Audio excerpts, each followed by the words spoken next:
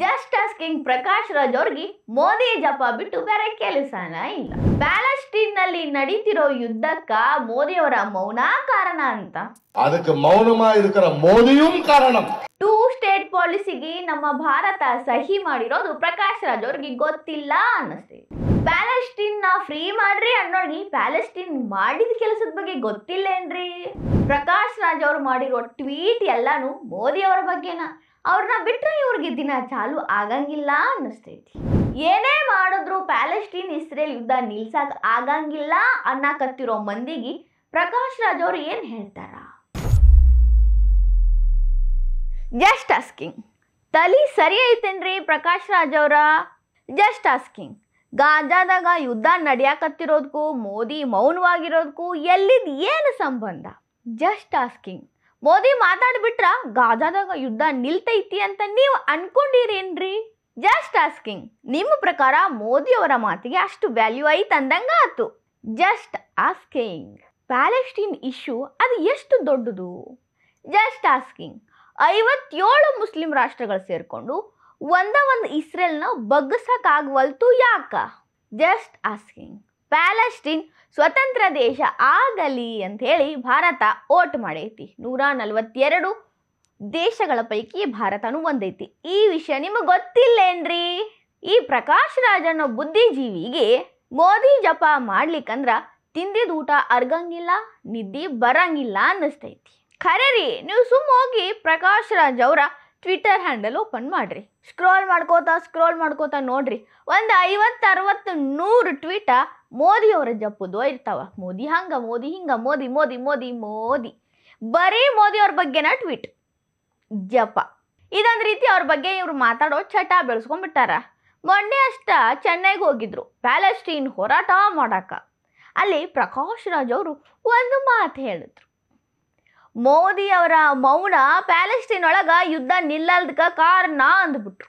இதுக்கு இந்த காசால என்ன நடக்குது? இஸ்ரேல் மட்டும் காரணம் இல்ல, அதுக்கு துணையா இருக்கிற அமெரிக்காவும் காரணம், அதுக்கு மௌனமா இருக்கிற மோதியும் காரணம்,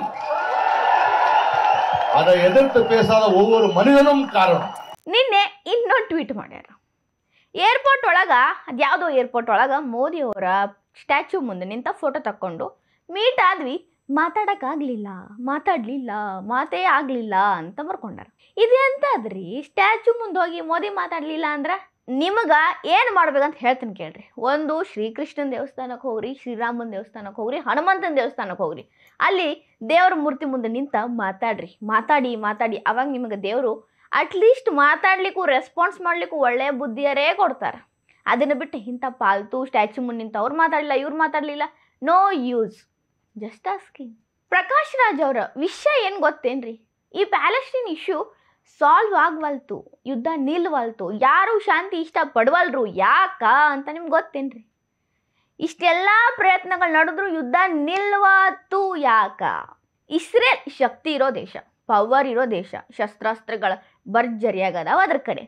ಆದ್ರೆ 57 ಮುಸ್ಲಿಂ ರಾಷ್ಟ್ರಗಳ ಮುಂದೂ ಅದು ಅಷ್ಟೇ ಶಕ್ತಿಶಾಲಿಯಾಗಿ ಕಾಣಿಸ್ತೈತಿ ಅಂದ್ರೆ ನಾವು ಒಪ್ಕೊಳಂಗಿಲ್ಲ. ಅದು ಹೆಂಗ್ರಿ? 57 ಮುಸ್ಲಿಂ ರಾಷ್ಟ್ರಗಳು, ಅವು ಸದೃಢ ರಾಷ್ಟ್ರಗಳು ಹೆಂಗದ, ಒಂದೊಂದು ಭಾರಿ ಅದಾವ. ಇನ್ನೊಂದು ಪಾಕಿಸ್ತಾನಕ್ಕಂತೂ ನ್ಯೂಕ್ಲಿಯರ್ ಪವರ್ ಐತಿ. ಇವೆಲ್ಲ ಸೇರ್ಕೊಂಡು ಇಸ್ರೇಲ್ನ ಹೆದರಿಸುವಲು, ಬಗ್ಗು ಬಡಿವಲು ಅಂದ್ರೆ ದೇರ್ ಈಸ್ ದ ಪ್ರಾಬ್ಲಮ್. ಆಮೇಲೆ ಅರಬ್ ದೇಶಗಳು ನೋಡಿರನ್ರಿ, ಅವು ಯಾವತ್ತೂ ಪ್ಯಾಲೆಸ್ಟೀನ್ ಇಶ್ಯೂ ಇಟ್ಕೊಂಡು ಅಷ್ಟೊಂದು ಸೀರಿಯಸ್ ಆಗಂಗಿಲ್ಲ. ಎಸ್ ಮಾತಾಡ್ತಾರ, ತಮ್ಮ ಏನು ನಿಲುವೈತಿ ಅದನ್ನ ವ್ಯಕ್ತಪಡಿಸ್ತಾರ, ಓಕೆ. ಆದ್ರೆ ಪಾಕಿಸ್ತಾನ ಬಾಂಗ್ಲಾದೇಶದವ್ರಿಗತ್ಲೆ ಅಂಗಿ ಹರ್ಕೊಂಡು ಹೋರಾಟ ಮಾಡಿ, ನಮ್ಮಲ್ಲಿ ಭಾರತದಾಗ ಒಂದು ಸ್ವಲ್ಪ ಮಂದಿ ಅದಾರ ಕ್ಯಾಂಡಲ್ ಹಿಡ್ಕೊಂಡು ಮಾರ್ಚ್ ಮಾಡೋರು, ಅಷ್ಟೊಂದು ಎಕ್ಸೈಟ್ ಆಗಂಗಿಲ್ಲ, ಅಷ್ಟೊಂದು ಓವರ್ ಅದ್ರೊಳಗೆ ಹಿಡಿಯಂಗಿಲ್ಲ ಅವರು. ಯಾಕಂದ್ರೆ ಅವರಿಗೂ ಬೇಕಾಗಿಲ್ಲ ಪ್ಯಾಲೆಸ್ಟೀನು ಒಂದು ದೇಶ ಆಗಲಿ ಅನ್ನೋದು, ಸ್ವತಂತ್ರವಾಗಿರೋ ದೇಶ ಆಗಲಿ ಅನ್ನೋದು. ಹಿಸ್ಟ್ರಿ ಗೊತ್ತೈತೇನ್ರಿ? 2005ರಾಗ ಈ ಗಾಜಾ ಏನೈತಲ್ಲ, ಪ್ಯಾಲೆಸ್ಟೀನ್ನ ಒಂದು ಬಾರ್ಡರ್ ಭಾಗ, ಇದು ಈ ಕಡೆ ಪ್ಯಾಲೆಸ್ಟೀನ್ ಐತಿ, ಈ ಕಡೆ ಇಸ್ರೇಲ್ ಐತಿ. ಏನಾಗಿತ್ತು ಗಾಜಾದಾಗ? ಪ್ಯಾಲೆಸ್ಟೀನ್ದವರು ಇದ್ರು, ಆ ಕಡೆಯಿಂದ ಇಸ್ರೇಲಿಗರು ಇದ್ರು. ಇಸ್ರೇಲ್ದವರು 2005ರಾಗನ ಈ ಜಗಳಗಳು ಬೇಡ, ಏನೂ ಬೇಡ ಅಂತ ಗಾಜಾದಾಗಿಂದ ಇಸ್ರೇಲಿಗರು ಎಲ್ಲರನ್ನೂ ಕರ್ಸ್ಕೊಂಡ್ಬಿಟ್ರು ಅವ್ರ ದೇಶಕ್ಕೆ ವಾಪಸ್. ಗಾಜಾದಾಗಿ ಉಳ್ದವ್ರು ಯಾರಿದ್ರು? ಬರೀ ಪ್ಯಾಲೆಸ್ಟಿಯನ್ಸು. ಬಟ್ ಗಾಜಾದಾಗಿದ್ದ ಆ ಇಸ್ರೇಲಿಗರನ್ನವ್ರು ಕರ್ಕೊಂಡು ಹೋಗಿದ್ದು ಅವ್ರ ಸ್ವಂತ ಖರ್ಚಿಂದ, ಅವ್ರ ಜಾಗಕ್ಕೆ ಅವ್ರಿಗೆ ಬೇಕಾಗಿ ಯುದ್ಧ ಬ್ಯಾಡಾಗಿ ಕರ್ಕೊಂಡು ಹೋಗಿದ್ರು. ಸುಮಾತು 2006ರಾಗ ಪ್ಯಾಲೆಸ್ಟೀನ ಜನಗಳನ್ನ ಪ್ರೀತಿಯಿಂದ ಆರಿಸಿದ್ದು ಹಮಾಸ್ ಅನ್ನೋ ಸಂಘಟನೆಯನ್ನ. ಇದಕ್ಕೆ ಉಗ್ರ ಸಂಘಟನೆ ಅಂತಾನೂ ಕರೀತಾರೆ. ಈ ಹಮಾಸ್ ಸಂಘಟನೆನ ಆರಿಸಿ ತಂದಿದ್ದು ಪ್ಯಾಲೆಸ್ಟೀನ್ ಜನರು. ಗಾಜಾದಾಗ ಯಾರಿದ್ರು? ಬರೀ ಪ್ಯಾಲೆಸ್ಟೀನ್ದವರೇ ಇದ್ರು. ಇಸ್ರೇಲಿಗರು ಒಬ್ರು ಇರಲಿಲ್ಲ, ಯಾಕಂದ್ರೆ ಅಲ್ಲಿಂದ ಬಳದವ್ರ ಕರ್ಕೊಂಡು ಹೋಗ್ಬಿಟ್ಟಿದ್ರು ಇಸ್ರೇಲ್ ದೇಶದವರು. ಅಷ್ಟಾದ ಮೇಲೂ ಗಾಜಾದಿಂದಾನ ಇಸ್ರೇಲ್ಗ ದಾಳಿ ಚಾಲು ಆಯ್ತು. ಅಲ್ಲಿ ಚಾಲು ಆಗಿದ್ದ ಹತ್ಕೊಂಡಿದ್ದ ಬೆಂಕಿ ಇನ್ನ ತಕ ಆರವಲ್ತು. ಸ್ವಲ್ಪ ತಣ್ಣಗಾದಂಗೆ ಕಾಣಿದ್ರು ಬೂದಿ ಮುಚ್ಚಿದ ಕೆಂಡದ ಗತ್ಲೆ ಮತ್ತೆ ಹತ್ತಿ ಉರಿತೈತಿ. ಈ ಹಮಾಸ್ ಸಂಘಟನೆಗ ಇರಾನ್ ಫಂಡಿಂಗ್ ಮಾಡ್ತೈತಿ. ಇರಾನ್ ಹೇಳ್ದಂಗೆ ಇದು ತಕತೈ ಅಂತ ಕುಣಿತೈತಿ. ಇಲ್ಲಿ ಒಂದು ಪ್ರಾಬ್ಲಮ್ ಏನಂದ, ಇಸ್ರೇಲ್ ಸುಮ್ಮಿರಬೇಕು ಅಂತ ಅಂದ್ರೂ ಹಮಾಸ್ ಸುಮ್ಮಿರಂಗಿಲ್ಲ. ಹಮಾಸ್ ಸುಮ್ಮಿರ್ತೀನಂದ್ರ ಹೌದಿಗಳು ಸುಮ್ಮಿರಂಗಿಲ್ಲ. ಅವರಿಬ್ಬರು ಸುಮ್ಮಿರ್ತೀನಂದ್ರ ಹಿಜ್ಬುಲ್ಲಾದವ್ರು ಸುಮ್ಮಿರಂಗಿಲ್ಲ. 3 ಮಂದಿ ಸುಮ್ಮಿರ್ತೀನಂದ್ರ ಇರಾನ್ ಸುಮ್ಮಿರಂಗಿಲ್ಲ. ಹಿಂಗಿದ್ದಾಗ ಇಸ್ರೇಲ್ ಯಾಕೆ ಸುಮ್ಮಿರ್ತೈತಿ? ಒಬ್ರಿಲ್ಲ ಅಂದ್ರೆ ಒಬ್ರು ನನ್ನ ಮೇಲೆ ದಾಳಿ ಮಾಡ್ತಾರಂತ ಅದು ಯಾವಾಗಲೂ ಯುದ್ಧ ಸನ್ನದ್ಧವಾಗಿರ್ತೈತಿ. ಸೊ ಈ ಒಂದು ಸಮಸ್ಯೆನ ಬಗೆಹರಿಸೋದು ಹೆಂಗ? ಹಮಾಸ್ ಜೋಡಿ ಸರಿ ಮಾಡ್ಗುಡ್ದ ಹಿಜ್ಬುಲ್ಲಾ ಹೇಳ್ತಾರೋ, ಹಿಜ್ಬುಲ್ಲಾ ಜೋಡಿ ಸರಿ ಮಾಡ್ಗುಡ್ದ ಹೌತಿ ಹೇಳ್ತಾರ, ಹೌತಿ ಹೇಳ್ಗುಡ್ದ ಇರಾನ್ ಹೇಳ್ತಾರ. ಸೊ ಹೌ ಕ್ಯಾನ್ ಹೆಂಗೆ ಮಾಡೋದು? ಮತ್ತು ಇಲ್ಲಿ ಇನ್ನೊಂದು ದೊಡ್ಡ ಪ್ರಾಬ್ಲಮ್ ಐತಿ.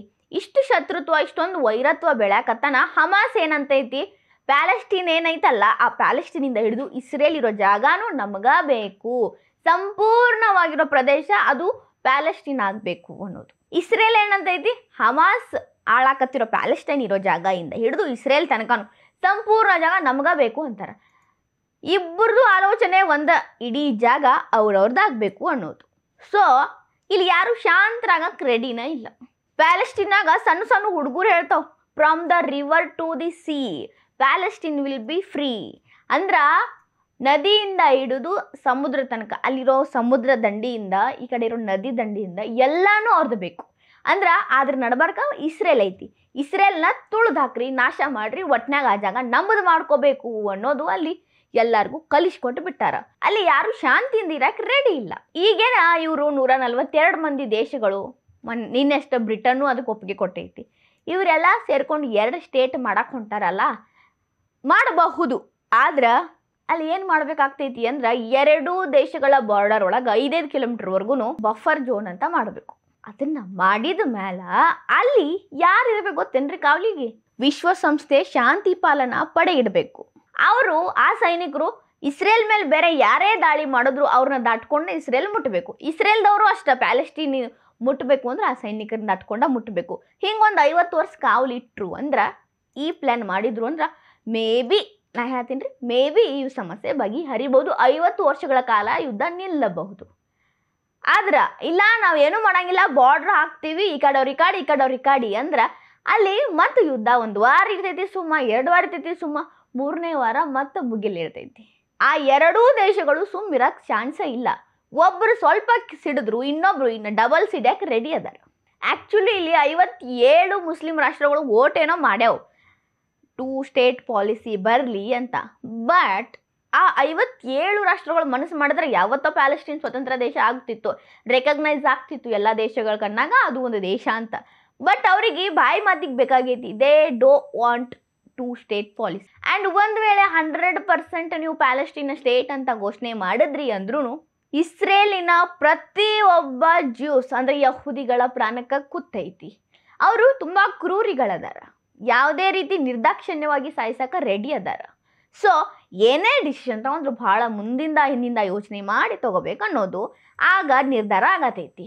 ಇಸ್ರೇಲು ಏನೂ ಕಡಿಮೆ ಇಲ್ಲ, ಅದೂ ಒಂದು ಹೊಡೆದ್ರೆ 10 ಹೊಡಿತೈತಿ. ಅವ್ರಿಗೂ ಶಾಂತಿ ಬೇಕಿಲ್ಲ.